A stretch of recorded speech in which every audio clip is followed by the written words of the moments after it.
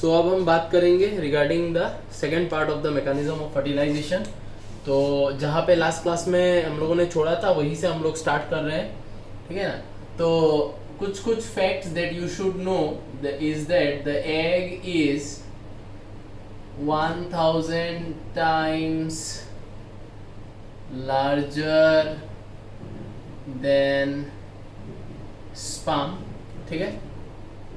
हमको पता है इन वेजाइना जब इंसेमिनेशन हुआ, so in vagina there were about 300 million sperms were there in the vagina, and from this 300 million sperm the sperm gained the ability to swim, and by swimming this is very important, only 400 to 500 sperms reaches the fertilization site, and here I am talking about the ampulla of fallopian tube. So only 400 to 500 sperm gets that ability to reach the fertilization site. Remaining sperm रास्ते में इधर entangled हो जाएगा, या फिर उनके पास इतना energy नहीं है that they can be able to reach from the vagina till ampulla. So here also survival of the fetus is there. The sperm which is the more fit one, he will beat the other one and he will move ahead. So in that race only 400 to 500 are those healthy viable sperm which will be able to reach where, which will be able to reach the fertilization site, the ampulla of fallopian tube. Okay, so I hope यहाँ तक समझ में आया. Now whenever these sperms, now before I go to discuss the reaction that will take place between the sperm and the ovum, there are other things that you should know is that there is one layer like this, okay. So this is the layer which will have some kind of irregular surfaces and spiky projection, little bit of like tubercles, a little bit of projected portions will be there. So this layer is called as what? Corona radiata.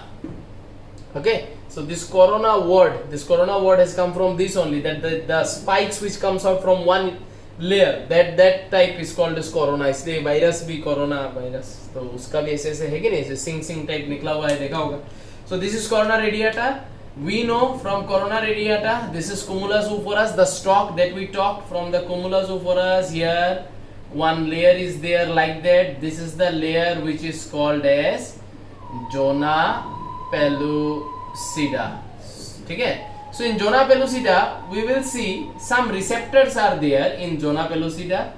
This type of numerous receptors can be seen in zona pellucida, and what this receptor is called as, this receptor is called as ZP3 receptor. Okay, ZP माने zona pellucida, 3 is the experiment number or the number of times it took for the scientist to discover this particular receptor. So on that basis this 3. So ZP3 receptor, this receptor was discovered by two people called Wasserman and Seiling in 1989. Okay, so this is that receptor, and inside this receptor we will find there is another layer present. Inside this zona pellucida there is another layer present at this particular moment, okay. There is another layer present. This layer is called as vitelline membrane, okay. And inside the vitelline membrane we are going to find that this is none other than our secondary oocyte, which is locked in the metaphase stage, okay. And first polar body to ovulation से पहले ही चला गया. So these are the 3 layers, and this is the secondary oocyte which is waiting for the sperm. Now we know the sperm, after gaining what? The capacitation, after gaining the ability to move, the sperms will start swimming and they will start moving from the vagina to the ampulla. And how many reaches the ampulla? Only 400 to 500. Amongst those 400 to 500, only one sperm will get the chance to fertilize this particular secondary oocyte. Okay, only one sperm. So now what will happen? See, as the sperm approaches, so these are the sperms.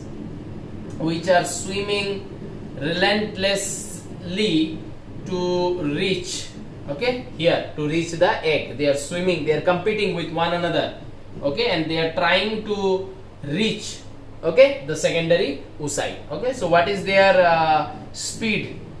Their speed of movement, their speed of movement is just 1.5 to 3 millimeter per minute. So that is the speed with which they have been swimming from where? From the vagina, and finally they have reached the ampulla. So amongst those 500 sperms, 500 odd sperms, the sperm which is at first, जो सबसे पहले है, ठीक है, the egg will start to show some kind of response towards the सबसे closest वाला sperm, जो सबसे क्लोज में आ जाएगा स्पर्म, उसके प्रति the egg or the layers of the egg will start to show some kind of responses. Now why does those responses occur? Those responses occur because of some kind of chemical attraction present between the egg membrane and the sperm. Now if you see the egg membrane, what do you see in egg membrane? That in egg membrane there is a chemical present, and that chemical is, you can say, an acidic mucopolysaccharide, and what that acidic mucopolysaccharide called? It is called as fertilizing. Okay, so the egg membrane, the corona radiata, possesses some kind of acidic mucopolysaccharide upon it called as fertilizing. Okay, in a similar way, the sperm has, the sperm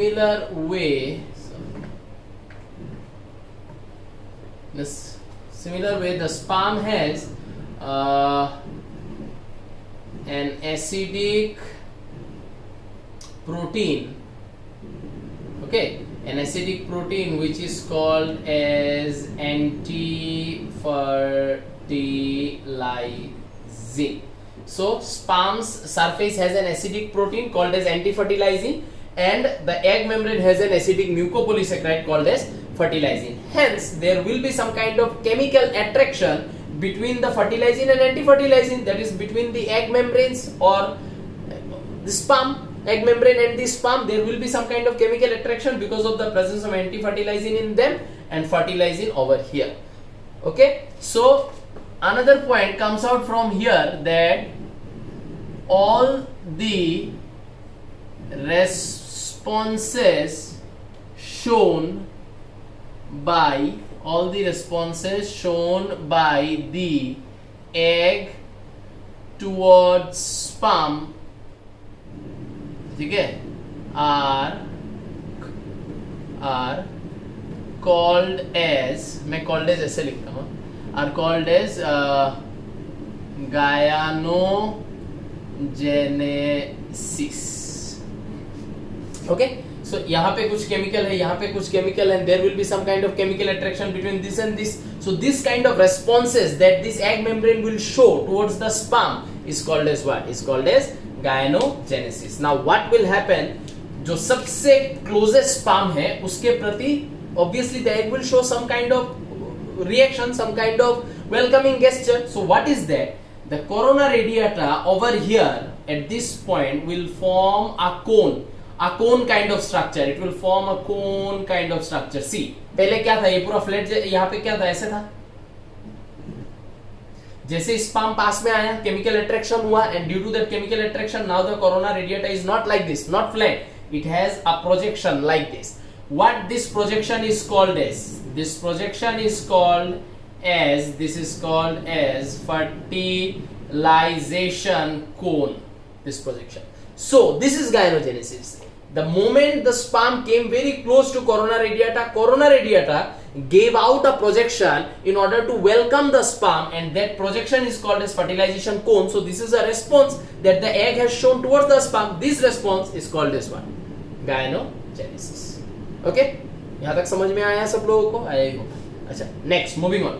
Now the moment the sperm का जो सबसे ऊपर का हिस्सा है क्या है? एक्रोसम. And एक्रोसम के ऊपर क्या था? गिलिया कैप्टिटिस को तो वेजाइना में ही छोड़ दिया. अब बस एक्रोसोमल मेम्ब्रेन है. तो हम लोग ऐसे बोल सकते हैं कि पॉइंट ऑफ कंटेक्ट बिटवीन, ठीक है, point of contact between what, between corona radiata via this fertilization cone. So you can write corona radiata bracket में via F.C माने fertilization cone and acrosomal membrane. Sperm का वो पहला कौन सा चीज है जो इसके कांटेक्ट में आएगा? Obviously the acrosomal membrane. So the point of contact between the corona radiata and acrosomal membrane, this phenomenon is called as what? This phenomenon is called as agglutination. ठीक है, तो देखो छोटा छोटा काफी सारा चीज है इस यहाँ पे जो जानना है. The moment the acrosomal membrane and the fertilization cone will just touch one another, that phenomenon is called as agglutination. And what do you expect? What is going to happen when the agglutination is going to take place? The moment the agglutination takes place, what is going to happen? We will see that the acrosomal membrane का क्या होगा? The acrosomal membrane ruptures, फट जाएगा, because acrosomal membrane is very delicate. I told you, the moment the acrosomal membrane will touch anything, the moment it touches, it will burst. So this has happened. The moment this corona radiata का fertilization cone and the acrosomal membrane touch one another, the touching phenomenon is agglutination, and due to that agglutination, acrosomal membrane will now rupture. So the moment acrosomal membrane ruptures, what do you expect? What is going to happen next? The enzymes are going to come out one after another, or even it comes out together, it does not matter. There has to be a locking between the enzyme and the substrate, then only the action will occur. So now the enzymes will start coming out, and what these enzymes are going to do, that we will discuss next. Okay, so I hope till acrosomal membrane ruptures you are with me, you are there, you are getting the points. Okay, so now I am going to rub all this information that I have written in the board, and then we will start that what will happen now when the acrosomal membrane ruptures. Okay,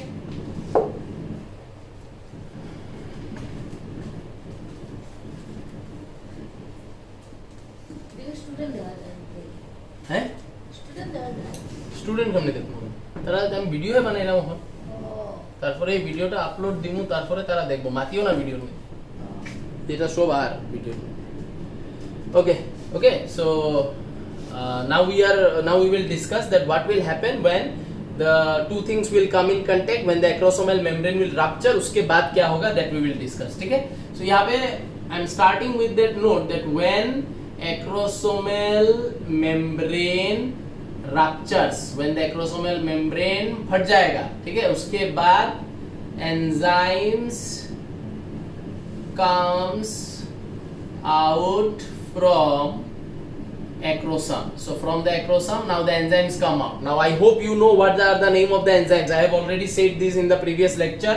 Structure of sperm वगैरह में we have already talked. Okay, so the enzyme will start to come out. What is the first enzyme that is going to come out? We call it to be hyaluronidase. ठीक है, काम क्या है इसका? काम होगा neutralizing what? Neutralizing hyaluronic acid. Corona radiata adhesion पढ़ाया था कि corona radiata is formed by the granulosa cells, and when the granulosa cells comes together, one cell will attach with another cell with the help of an adhesive substance that was called as hyaluronic acid. है तो adhesive substance, but है adhesive substance होने के बावजूद भी वो है एक acid, and sperms are acid sensitive. So पहला चीज जो स्पर्म को करना पड़ेगा वो है सेल्फ प्रोटेक्शन, सेल्फ डिफेंस, खुद को बचाना, तब ना आगे जाके फर्टिलाइजेशन करेगा.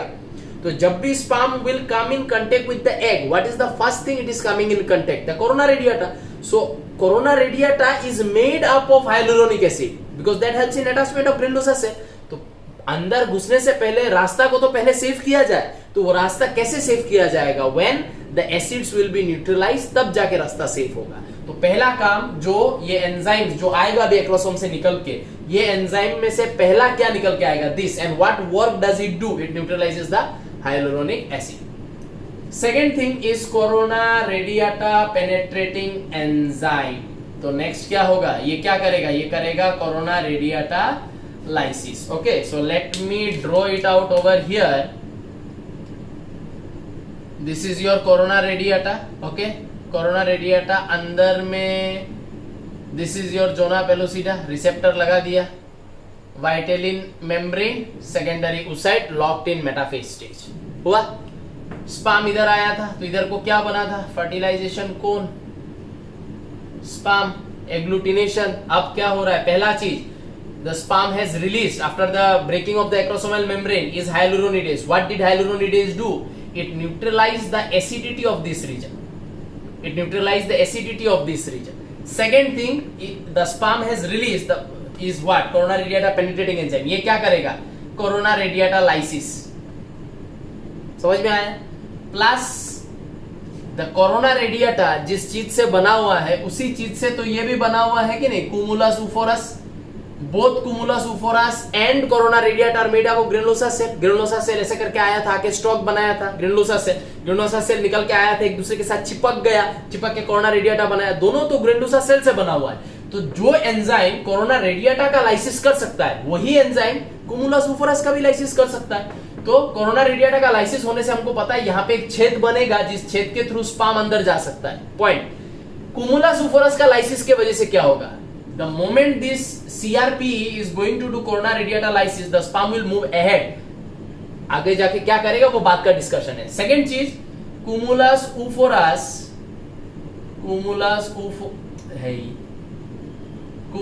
उफोरस का भी तो लाइसिस होगा, और कुमुलस उफोरस का जब लाइसिस होगा, इसको जब तोड़ दिया जाएगा, ठीक है ना, जब इस कुमुलस उफोरस को यहां से तोड़ दिया जाएगा तो ये कुमुलस उफोरस का क्या बचेगा, some residues will be formed when you break something, some residues will be formed and these residues will get suspended at this region. This is the region present between whom, present between zona pellucida and this is corona radiata. So in between zona pellucida and corona radiata there is a very narrow space present. The moment cumulus uforus will get broken, the cumulus uforus will leave a residue in between the zona pellucida and corona radiata. Now what these residues are called? These residues are called as cortical granules.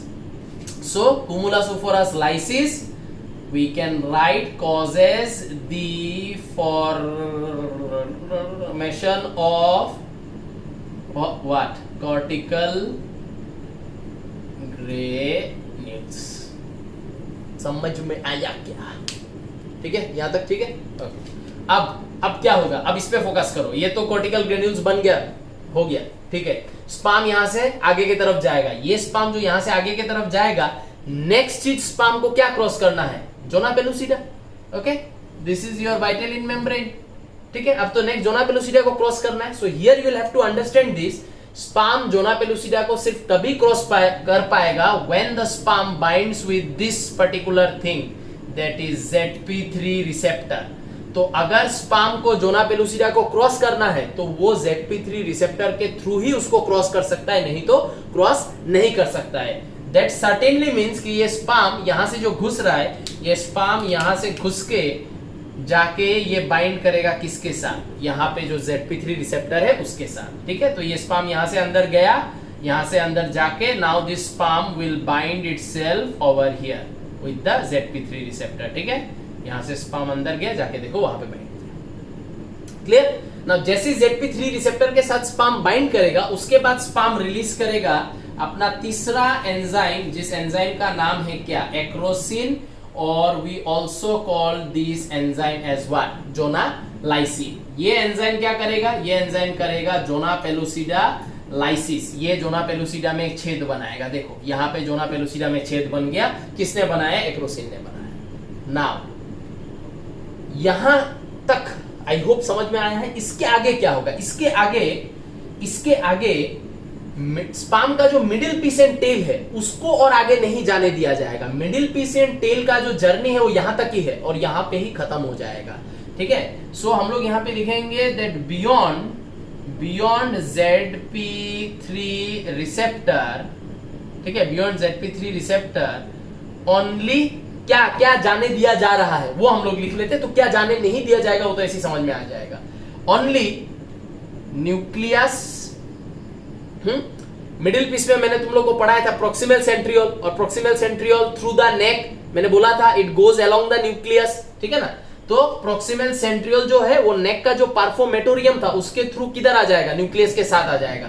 So only nucleus, proximal P centriole, ठीक है, and और कौन बचा, एक और enzyme बचा है कि नहीं, जिसका नाम है क्या, 2 डिसिंटीग्रिन पेप्टाइड, ठीक है। तो ये जो सामान है स्पाम का, सो beyond ZP3 receptor only this things can go further inside. बोलो समझ में, कैसे बोलोगे, समझ में आया ही होगा, आना ही पड़ेगा, ठीक है ना।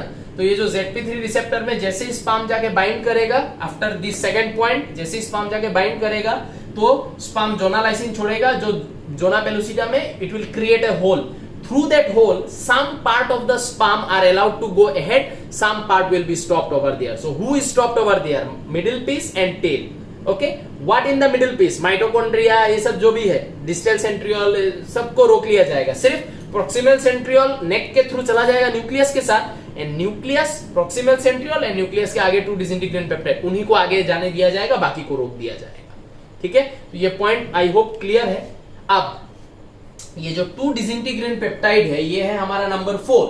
ये 2 डिसिंटीग्रिन पेप्टाइड जो है, ये 2 डिसिंटीग्रिन पेप्टाइड का अभी क्या काम बचा है, ये करेगा वो जो वाइटेलिन मेम्ब्रेन है, वाइटेलिन मेम्ब्रेन का ये करेगा लाइसिस. तो देखो ये जो 3 चीज आगे बढ़ा था, यहां से जो आगे बढ़ा था उसका भी ये यूज हो रहा है. 2 disintegrin peptide will get used, and because of the 2 disintegrin peptide will get used over where, over the lysis of vitelline membrane. अब ये भी यूज हो गया, माने न्यूक्लियस एंड प्रॉक्सिमल सेंट्रियोल बचा है, वो क्या होगा, वो न्यूक्लियस, ठीक है ना, एंड प्रॉक्सिमल सेंट्रियोल वो जाएगा आगे टू मीट हुम, टू मीट द सेकेंडरी उस साइड. समझ में आ रहा है ना, वो आगे जाएगा और वाइटेलिन मेम्ब्रेन जो है, वाइटेलिन मेम्ब्रेन को डिसॉल्व करने में 2 डिसिंटीग्रिन पेप्टाइड इधर यूज हो जाएगा. सिर्फ न्यूक्लियस एंड प्रॉक्सिमल सेंट्रियोल को आगे जाने को मिलेगा.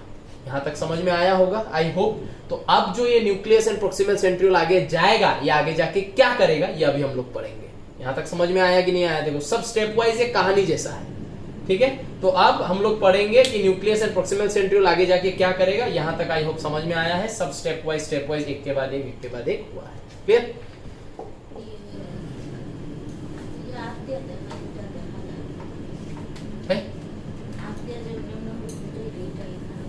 तो देखा जाओ, এটা তো দেখাই যায়, দেখা যায় না, যায় না, তো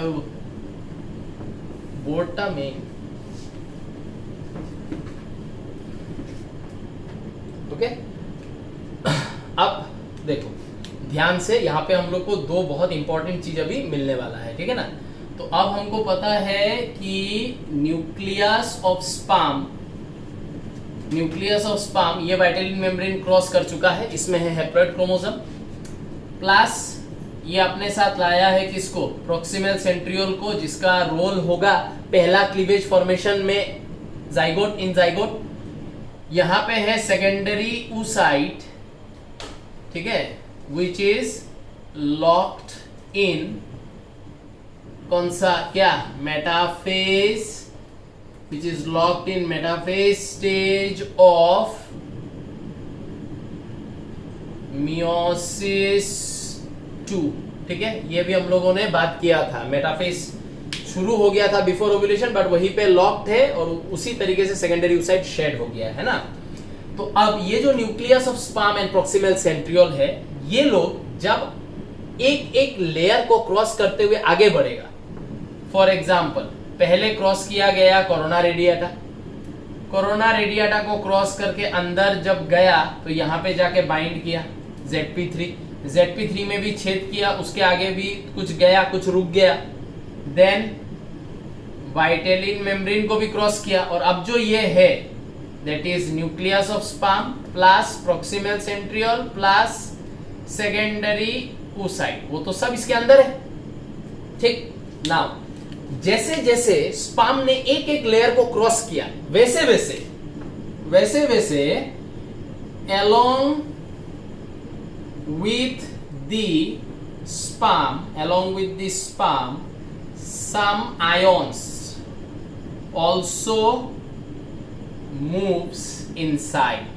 इस चीज को समझो, ये जो इवेंट अभी हम लोगों ने डिस्कस किया, ये इवेंट किधर को हो रहा है. This event is something which is happening in the ampulla of fallopian tube, and we know that in the ampulla of fallopian tube there will be definitely some mucus, and in the mucus there are present some ions. So whenever that sperm will cross one layer after another, so along with the sperm some ions will also go inside sperm के साथ साथ.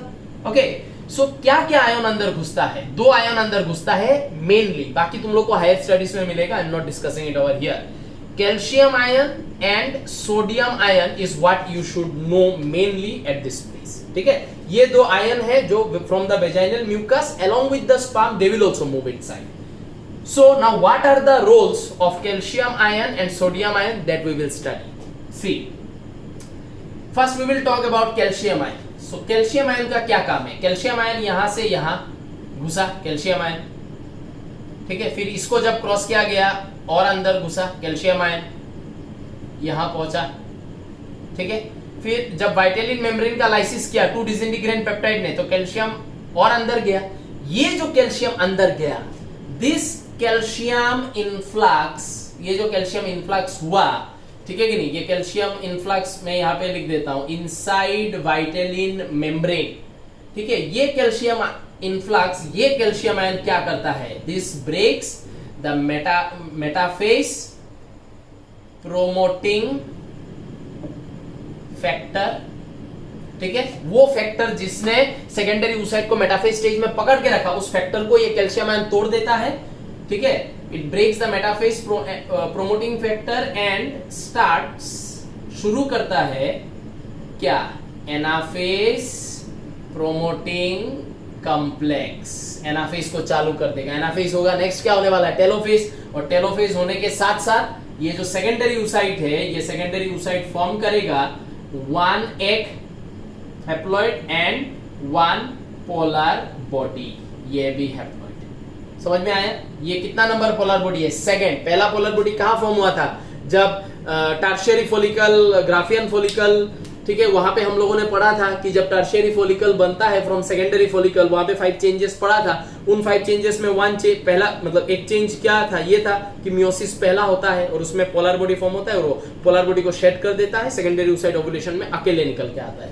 यहां पे जब calcium ion जाके secondary oocyte को touch करेगा, that calcium ion is going to break that metaphase promoting factor and it will start anaphase, complete telophase and make an egg. तो ये मैं बोल रहा था कि नहीं कि जब sperm penetrate करने का कोशिश करेगा तभी meiosis 2 complete होगा. ठीक है, this is what it is. कि कैसे meiosis 2 complete हो रहा है, कैसे egg बन रहा है.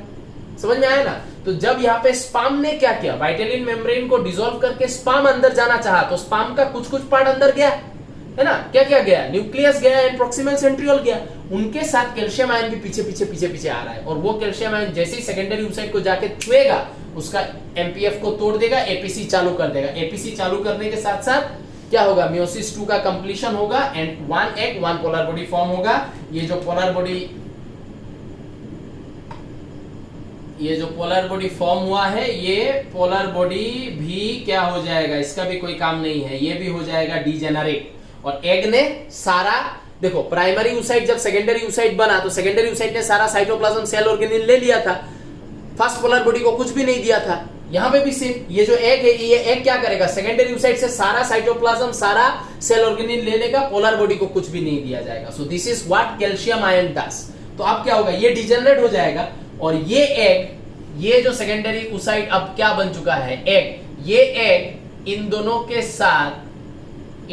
के साथ मिलके क्या करेगा? इन दोनों के साथ मिलके होगा फ्यूजन, और इस फ्यूजन के वजह से ये और ये, ठीक है, इनके फ्यूजन के वजह से फॉर्म होगा कौन? जाइगोट. समझ में आया कि नहीं? एंड जैसे ही जाइगोट का फॉर्मेशन होगा, वाइटेलिन मेम्ब्रेन डिसॉल्व्स हो जाएगा. Zygote has only 2 membranes left. Zygote के पास सिर्फ 2 मेम्ब्रेन बचा है और वो 2 कौन है? एक है जोना पेलुसिडा और एक है कोरोना रेडिएटा. बाकी वाइटेलिन मेम्ब्रेन तभी डिसॉल्व हो जाएगा जिस मोमेंट पे जाइगोट फॉर्म होगा. और जाइगोट कैसे फॉर्म होगा? यू कैन सी, जैसे एग फॉर्म होगा, अब एग के साथ ही ये सेकेंडरी oocyte एग में कन्वर्ट हो जाएगा. Nucleus and proximal centriole already अंदर है, तो इनके बीच में फ्यूजन होगा. That fusion will form zygote. देखो, we have come to our conclusion. हम लोग को मैकेनिज्म ऑफ फर्टिलाइजेशन में यही जानना था कि जाइगोट कैसे फॉर्म होता है. ऐसे फॉर्म होता है. समझ में आया? और जैसे ही जाइगोट फॉर्म होगा बाइटेलिन मेम्ब्रेन डिसॉल्व हो जाएगा, बाइटेलिन मेम्ब्रेन चला जाएगा। तो this is what you need to know about this two ion. And इनमें से एक डिस्कशन हम लोगों ने कर लिया है, कैल्शियम आयन क्या करता है ये हम लोग को अभी पता है कि कैल्शियम आयन का क्या सिग्निफिकेंस है। अब हम लोग मूव करेंगे towards sodium ion. Sodium ion का क्या सिग्निफिकेंस है ये पढ़ेंगे। होप ये क्लियर हुआ है। वीडियो थोड़ा सा रिवाइंड कर करके देख लेना, मैं ज्यादा रिपीटेशन नहीं कर रहा हूँ, लंबा हो जाएगा इसलिए, ठीक है? तो यहाँ तक आई होप समझ में आया है। तो now let's forget about calcium ion. Calcium ion ने क्या किया वी नो, कैल्शियम आयन का काम था मियोसिस 2 को कंप्लीट करना, that is what calcium ion does. तो कैल्शियम क्या करता है वी नो।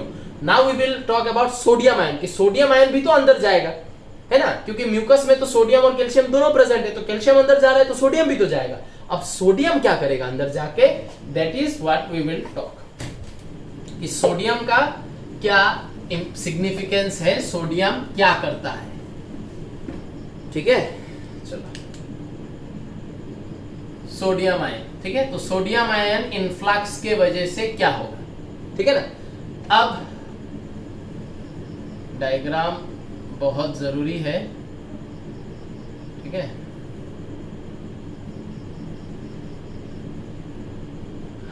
ठीक है, तो यहाँ पे ऐसे करके हम लोगों ने बना दिया है। अब हम लोग कंसीडर करते हैं, एक एक करके करेंगे। पकड़ लो, स्पाम ने पहले कोरोना रेडिएटा का जब लाइसिस किया था तो स्पाम का मतलब बाकी पोर्शन अंदर गया, सिर्फ hyaluronidase and corona radiata penetrating enzyme got utilized, remaining everything went inside and the sperm went and it binded with the ZP3 receptor, ठीक है? So now we are going to discuss that how the polyspermy is checked, ठीक है? This is what we are going to discuss. You will see that how polyspermy is checked in the next video, okay?